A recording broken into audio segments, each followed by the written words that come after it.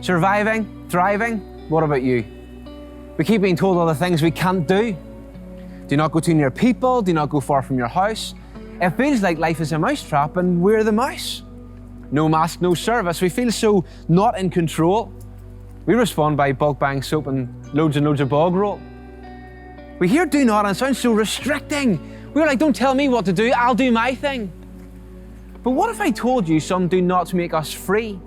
It says in the Bible, open, see? In it we meet a man named Jesus. He's really rather special. But we're also told he's God. In your mind, give that a wrestle. But what does he say, here you ask? It's simple yet profound. Listen up, class.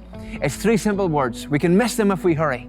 These 3 words from Jesus: do not worry. But why does he say this? Can he mean this for us now?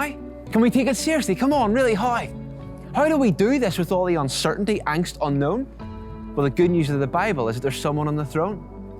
In Matthew chapter 6, verses 25 to 34, we find incredible verses that I personally adore.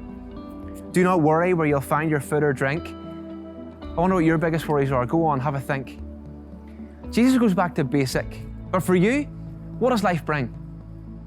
Our clothes, our bodies. Jesus says, don't worry about such things. With food and drink, he points us to the birds up in the air. God looks after them. He is a God who does care. And in the past, with all this worry about trouble and strife, who of you by worrying can add a single hour to your life? With clothes, he points us to the flowers in the field. Yet look how beautiful they are, up, unclothed, fully revealed. He talks about these things and he points to humanity, you and me.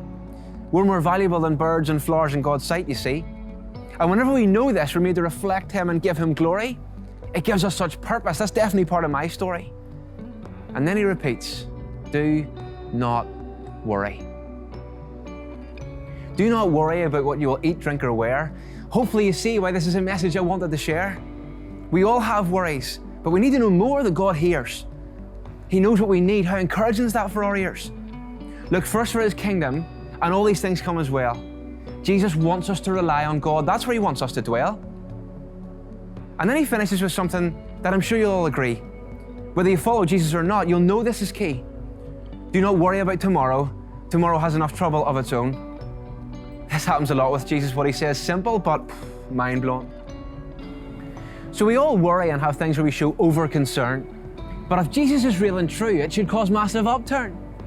In a prayer Jesus teaches, he tells us to ask for daily bread. For us, we look beyond today, we look too far ahead. But bread is a good picture for us to hold, because when you hear this, it's absolute gold.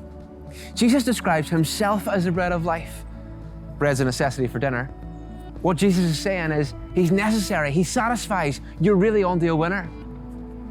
So do not seems restrictive, but what about do not worry? Please, please, please don't pass by this message in a hurry. And what's your view of God and how he is depicted? For me, I see we may be, but God, he's unrestricted. So when you worry, where do you turn? I turn to Jesus, the one who shows real concern. Do not worry, put him first. He's the God who satisfies our ultimate thirst. I've seen this in my own life. It's something I definitely need to remember. It doesn't matter the month of the year, January, August, December. Perhaps the do nots we face today are for our good and well-being. It would link with what the Bible says and really be rather freeing. So with all this coronavirus and all of this restriction, what do you make of it all? God, fact, or fiction?